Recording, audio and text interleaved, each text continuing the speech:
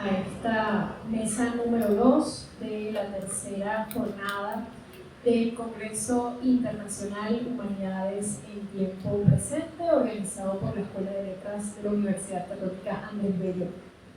Esta mesa se titula Nuevas discursividades del campo cultural y tendremos las ponencias de Ernesto Borges. Su presentación está titulada como Posiciones místicas y disposiciones depresivas en el manga de Berserk. Fedora Flores, los neologismos del campo de los videojuegos en textos periodísticos venezolanos. Y finalmente el profesor Leonardo Mendoza con un falsum testimonium dixit sobre un ejercicio ficcional en ChatGPT. Entonces comenzamos con Ernesto.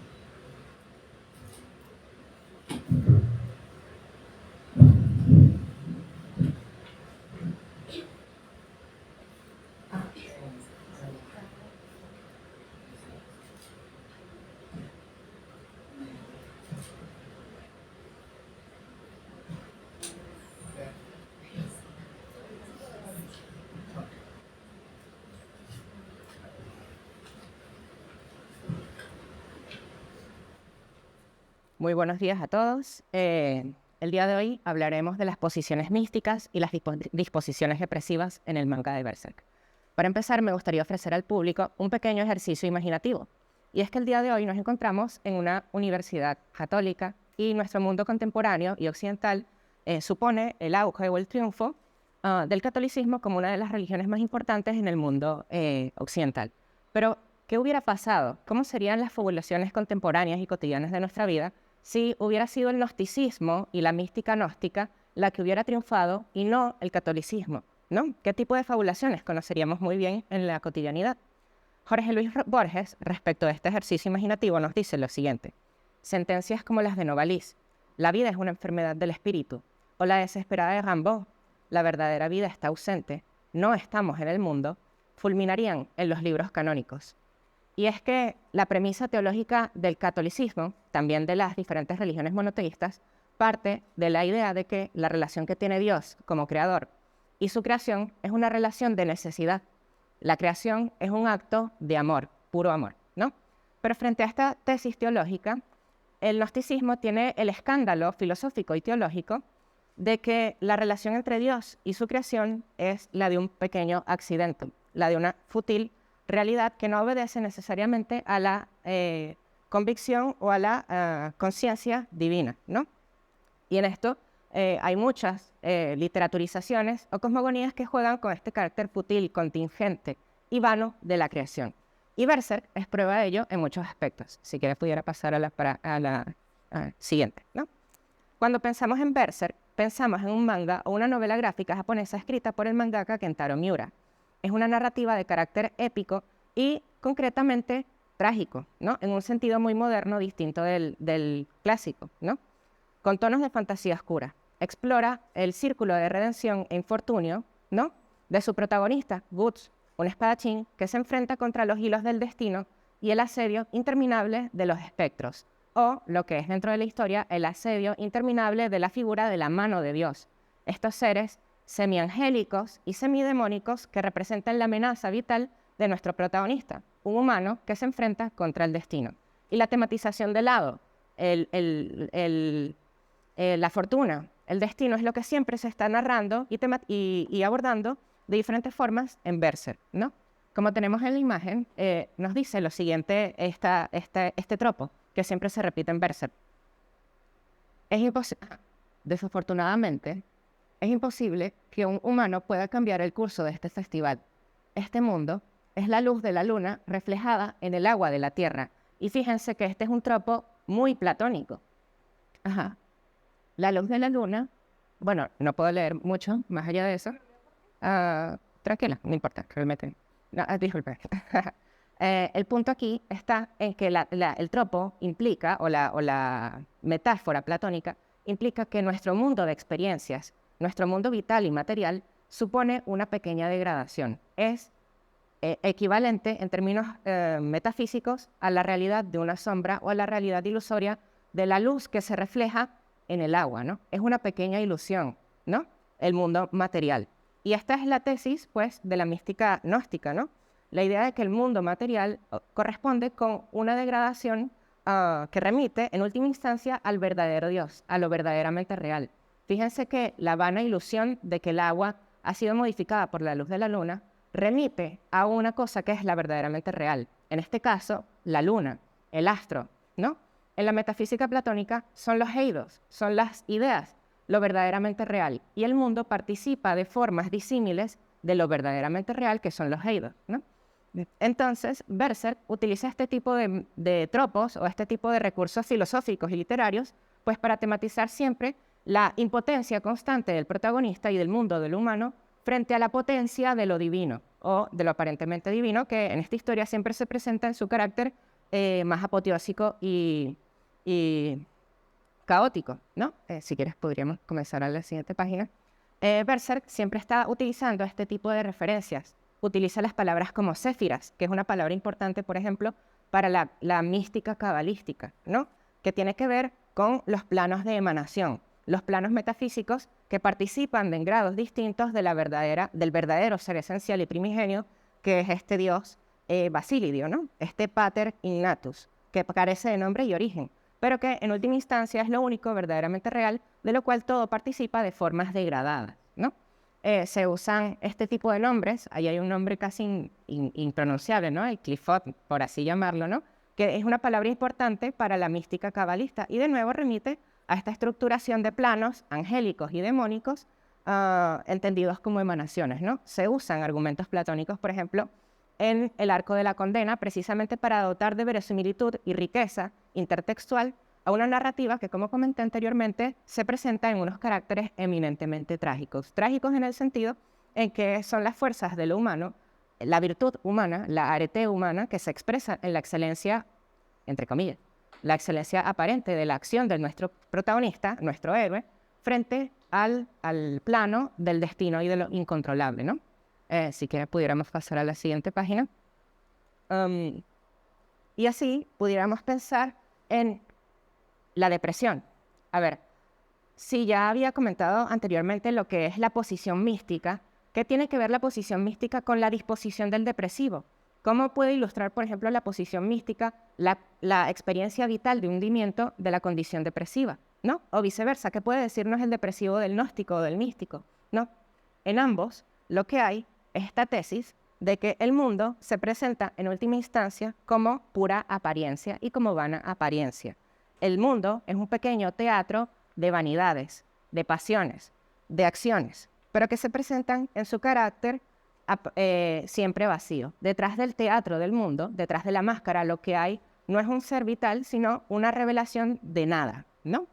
Es esta experiencia de desrealización lo que comparten tanto el místico como el depresivo, entendiendo la depresión no únicamente en su condición psiquiátrica y biológica, sino, como lo comenta Mark Fisher en la cita que tienen en pantalla, supone siempre una posición filosófica ante el mundo, o en la experiencia vital del depresivo y de su propio hundimiento hay una experiencia vital que supone una posición filosófica. Y esto es lo que tematiza Mark Fisher en diferentes escritos.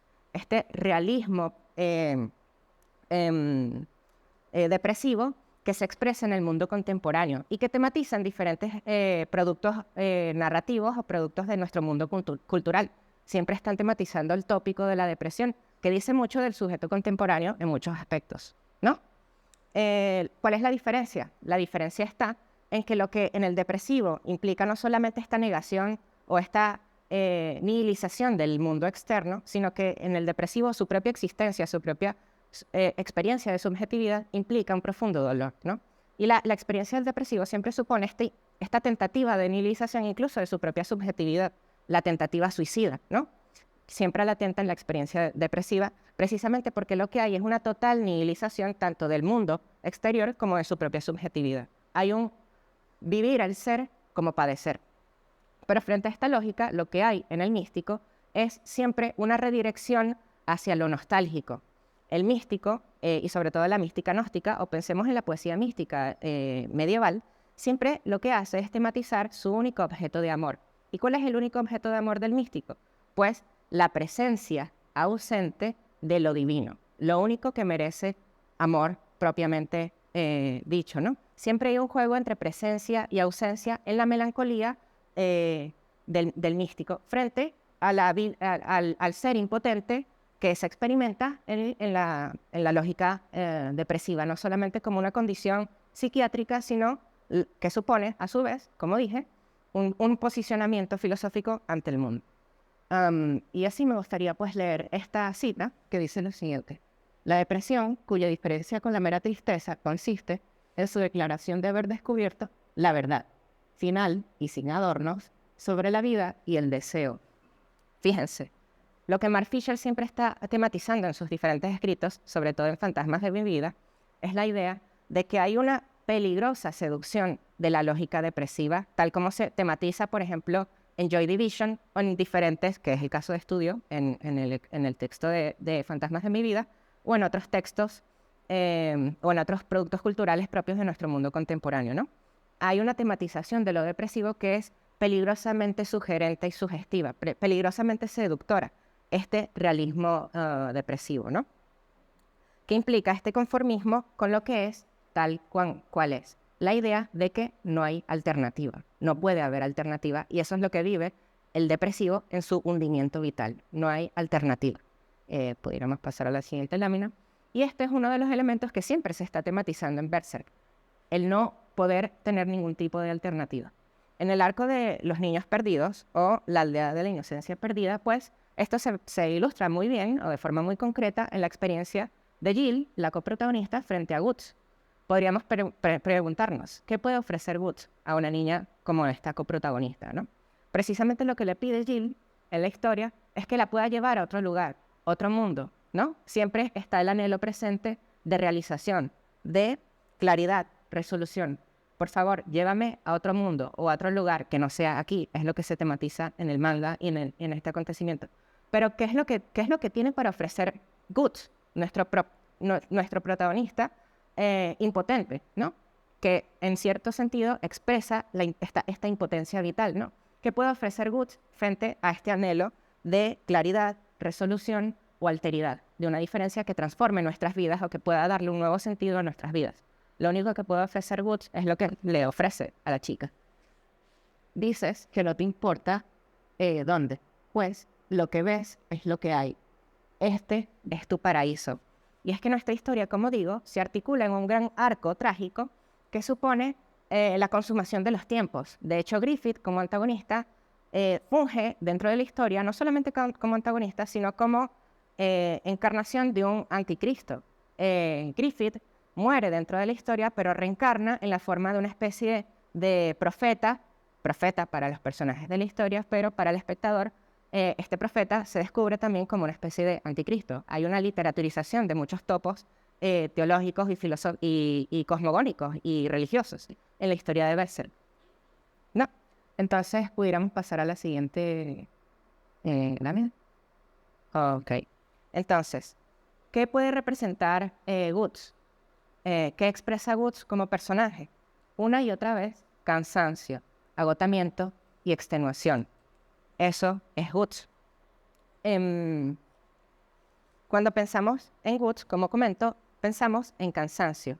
Guts lo que vive una y otra vez en los diferentes arcos narrativos es su propia subjetividad expresada como una nada que trabaja en la nada. Y esto es una tesis que de hecho remite a autores como Maurice Blanchot o incluso Hegel en su concepción del trabajo, una nada que trabaja en la nada. La subjetividad que vive Guts es una impotencia que trabaja en la nada, vana y vacua de esta sombra del mundo, ¿no? Cada nuevo intento en Guts es un volver a comenzar. Cada inicio es un volver a comenzar. Y cada tentativa final o de resolución es un volver a comenzar. Entonces, Guts, incluso en sus victorias, porque efectivamente gana la partida o logra resolver el día, incluso en las victorias, Guts vive la victoria como un hundimiento vital cada vez más profundo de su propia subjetividad. Cada victoria supone el resquebrajamiento más profundo de su psique, de su salud mental. Y eso es lo que vive el sujeto en el mundo contemporáneo. Cansancio, extenuación. Si quieres pudiéramos pasar a la última lámina. Y aquí entro o saco a colación una filósofa bastante interesante del mundo contemporáneo llamada Ito Steyren. En el mundo contemporáneo lo que precisamente comenta esta filósofa es que vivimos en una economía y una demanda de presencia total. Hay una demanda de presencia total y totalizante en cada uno de los ámbitos de nuestra vida, en el campo del arte, en el campo de la política, en el campo de nuestras relaciones interpersonales, incluso en el campo del trabajo, ¿no? Tenemos que administrar muy bien esta demanda de presencia en cada una de nuestras responsabilidades cotidianas. Vivimos, como diría Bill Chungham, en unas sociedades de cansancio, ¿no? Y para finalizar, pues tenemos esta idea de demanda de presencia en el arte y pensamos en el mundo cultural precisamente como ese mundo en el que podríamos asumir administrar pues esta subjetividad o esta presencia auténtica que podría redimir el sentido de nuestras vidas interpersonales y así en el campo de la política. Para finalizar, me gustaría leer esta cita. O bueno, no sé si pudiera leerla, profesora. Sí. La idea de la presencia invoca la promesa de comunicación sin mediación, el brillo de la desinhibida existencia, una aparentemente inalienada experiencia. Pero la presencia también significa disposición permanente sin ninguna promesa de compensación. Muchas gracias. Para finalizar, pues el último punto es que el mundo contemporáneo, el mundo del consumo, implica siempre la venta constante, no de productos, sino de experiencias. Estamos en una demanda voraz de experiencias auténticas, ¿no? Pero frente a esta demanda de presencia y experiencia auténtica, lo que se da es esta permanente, disposición permanente sin ninguna promesa de compensación. Y esto es lo que vive el protagonista, Woods, en todos los arcos narrativos de la historia. La nunca resuelta promesa de compensación. Gracias.